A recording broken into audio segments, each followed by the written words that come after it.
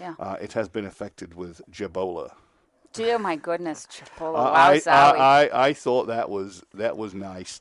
Well, that's got a lot of double meaning to it, because I was talking about Jeb Bush.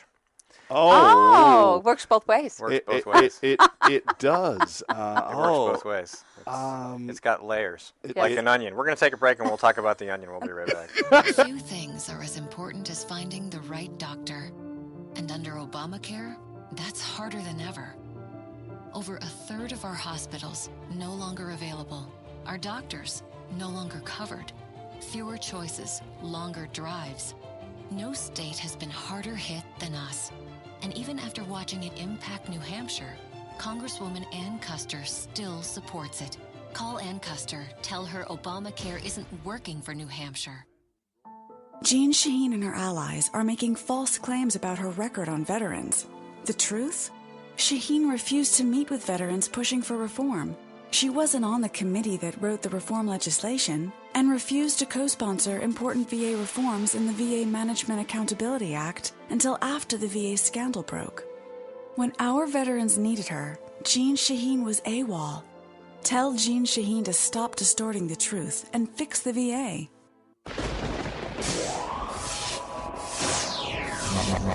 Rock Talk.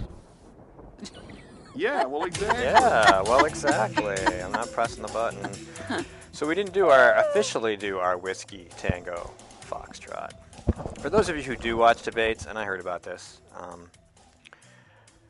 Carol Shea Porter and Frank Ginta had a debate. And it doesn't matter what you think about both of these people. There's certain decorum that occurs in these professionalized events that you should pay attention to. And one of them is, well, you tell the story, because we were talking. We were actually talking to Frank last night. Yeah, you may not agree with everything Frank stands for or everything that Frank voted for in Congress. We wish him luck, and we hope for better this time. However, during the debate, when Carol Shea Porter was talking, Frank stood there stoically, occasionally making notes.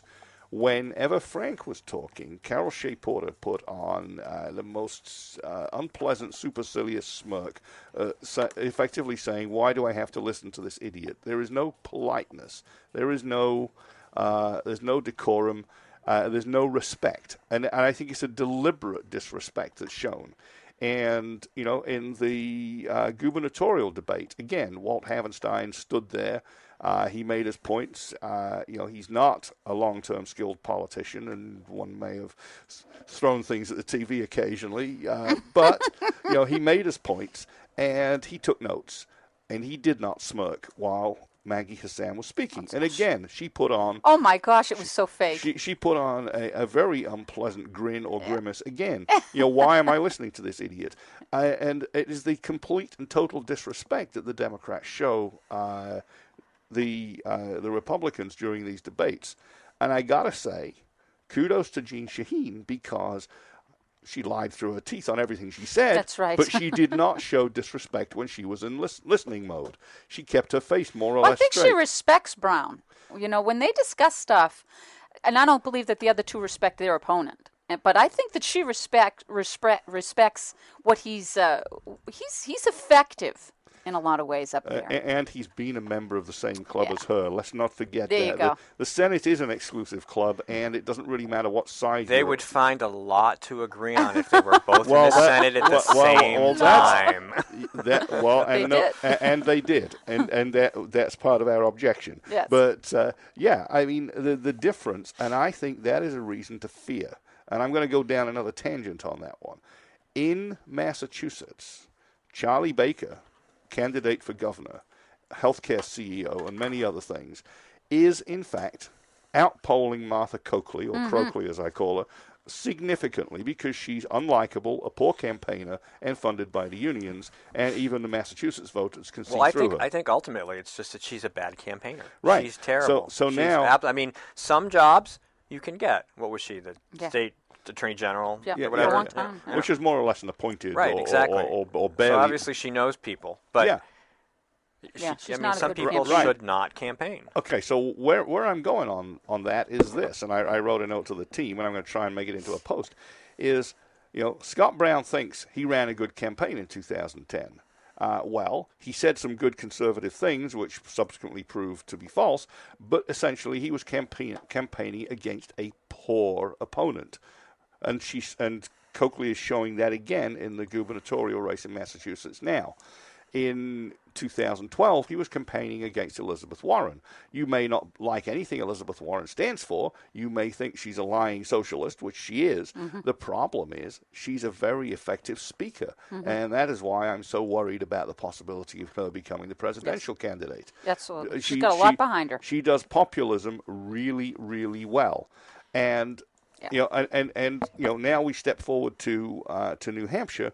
Jeanne Shaheen hasn't won office year after year over, a 12 or 15-year period by being a poor campaigner. And you see that on the debate stage. She lied through her teeth with practically everything she said, but she kept a straight face and showed respect when Brown was talking.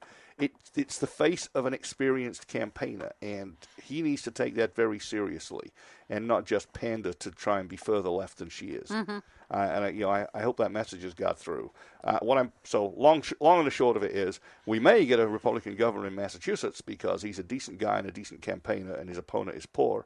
We may or may not get a Republican senator in New Hampshire because the opponent is good. Well, therein lies the question. And not to deny Ann Kuster any of the possible WTF. I missed that debate, but I understand she was angry. Grumpy and angry and rude and confrontational and obnoxious. Yes, I agree with all of the above. And these are all the things that we talked about really early on in her first campaign when she was using the F-bomb and taking cameres from trackers and being... She's just obnoxious. She is a guttural... I'm sorry, but when she's right here. Let's ask her. Annie. Wait. She's here again. Oh. Hang on. The empty chair. So, grumpy and frumpy, I think, describes Annie and Carol. They're the perfect... you shouldn't be saying that. Let me say that. Grumpy and frumpy, because I'm a female. Right. So I can say it, because then they'll bring the war on women. Why are you bringing that into it? You're just a man. Grumpy and frumpy are not necessarily gender-specific terms, and any effort to make them gender-specific violates the rights of people of questionable and unusual gender tangents. So you really, that's just wrong. Okay. Steve, you being an agenda bender here this morning? I'm being an agenda bender, yes. Yes. We have to, we've had some strange, hey, it's weird what you post, and people cling on to and write about. I wrote a post about genderless gingerbread figures. What the heck was that? Was that for real? It was for real. It was in California or something? Where was that? Melbourne, Australia. Selling genderless organic vegan gingerbread cookies. Who wants it? Because they were for people who were offended by the phrase gingerbread man. Okay. I called it the great taste of forced political correctness upon an already androgynous shape. Free market, have at it. I don't care if you want to sell organic genderless gingerbread figures. No. Somebody asked why are they so white? I'm like, because there's no flavor in them. Oh, now they're racist cookies too. Yeah, that's right. So, how crazy, huh? So that's the world we live in. Yeah. It's very it is. Well, Melbourne, Australia is the liberal town in Australia. Sydney is less so. Mm-hmm. I thought that was backward. So Sydney's more conservative than Melbourne? I think so. Not by much. Kind of the way Scott Brown is more conservative than Jeanne Shaheen. Yeah. Right. With that. I mean, the real seat of Liberal Parliament is of course Canberra, the artificial city created in the not quite outback. Yeah.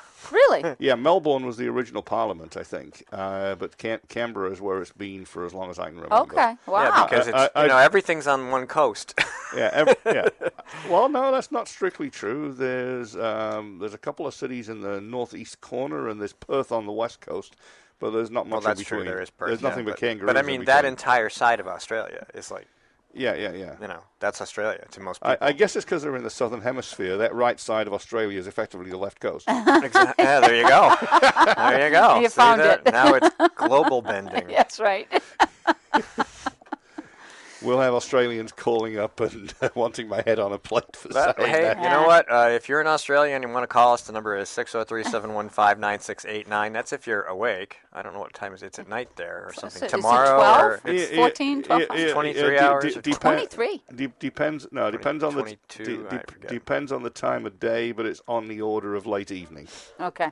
Oh, so they're up, having dinner, listening to Grok Talk. Yeah. Good. And I have a couple of friends over there. Because the people in Melbourne munching on their genderless figures have nothing better to do than listen to conservatives in New Hampshire. Yeah, we wish. Yeah. Well, it might be helpful if they did so. They get rid of the. Well, I mean, like I said, free market. You want to sell genderless figures, knock yourself out. Yeah, you can't beat that one. I mean, you're right on that. But people, we have just gone so crazy. We don't even have a little bit of common sense left at all. We've had a pretty crazy opening segment here. We always do. Those are the best kind. The elections approach. Where's that flying squirrel? I'm just going to make sure you have this, because you have to call David in a few minutes so we can have him, David DeVoy, running for Belknap County Commissioner. He'll be in our next segment. After that, Christine Vizenjak, who's running for the New Hampshire House as a write-in candidate in Ware, I believe, and then Guy Comtois, who's running in he's running for the House in what district? In it's Belknap district. I'm not sure, but he's in Barnstead. Okay, so Barnstead. Barnstead, all right, good deal. I'll give you the wrong number. Yeah. I don't know. He'll tell us when he gets here. There aren't that many counties, and yet there's all these seats, 400 seats, and you got to remember the numbers. Yeah, and some of the seats aren't even attached to towns, like the one in my district. Well, we just had Keith Ammon a couple of weeks. We had him on. Yeah, have you seen his signs? I got signs for him in my my yard. He's a floterial house. Yes. Yeah, his District 40 or something. His district runs from New Bedford or something, or New Boston, sorry, all the way down to Hollis. Very, very strange district.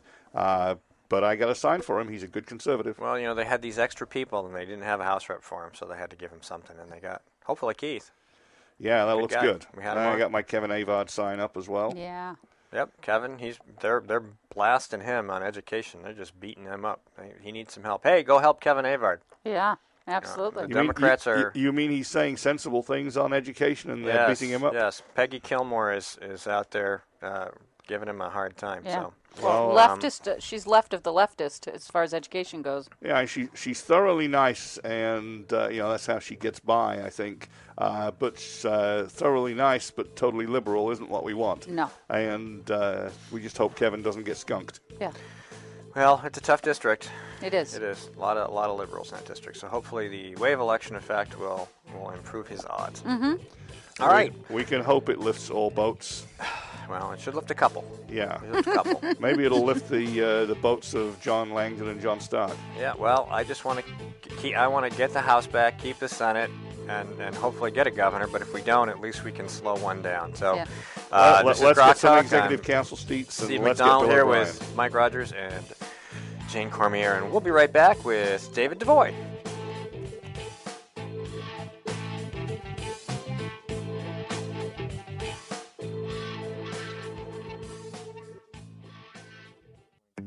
When asked whether she still supports Obamacare, Senator Jeanne Shaheen said, "Yes, I do continue to support the law. We're beginning to see some positive results." How can Senator Shaheen say we're seeing positive results when 22,000 of our neighbors have already lost their health insurance? What's worse, the Boston Globe reports the state's only health insurance provider radically reduced the number of hospitals in their network, forcing some people to drive over an hour for lab work, even when there's a hospital within a few miles of their home. When pressed about lack of access, Shaheen said, "There are some hospitals that are not covered, unfortunately, and I certainly hope that's going to change." Jeanne Shaheen promised us we could keep our doctors and our healthcare coverage. Now she hopes we can get to a local hospital? Call Senator Shaheen at 603-647-7500. Tell her we need more than hope. We need leadership. Paid for by Citizens for a Strong New Hampshire. Hi, this is Rich Gerard, host of Gerard at Large in the Morning, the Manchester area's only locally owned, locally operated, focused, and interested, riveting radio show, heard live every Monday through Friday from 6 to 9 on 90.7 FM WLMW, New Hampshire Family Radio, and available 24/7 live or archived at GerardAtLarge.com. Be sure to tune in. This is a coalition of New Hampshire taxpayers. We're located at 8 North Main in Concord, New Hampshire. This is a repository for all things conservative and municipal. So if you have a problem in your town, your school, your budget committee, the right to know law, and now at the top of our list is voter fraud. You have a tip for us, some information for us, you want to join or help us out, cnht.org.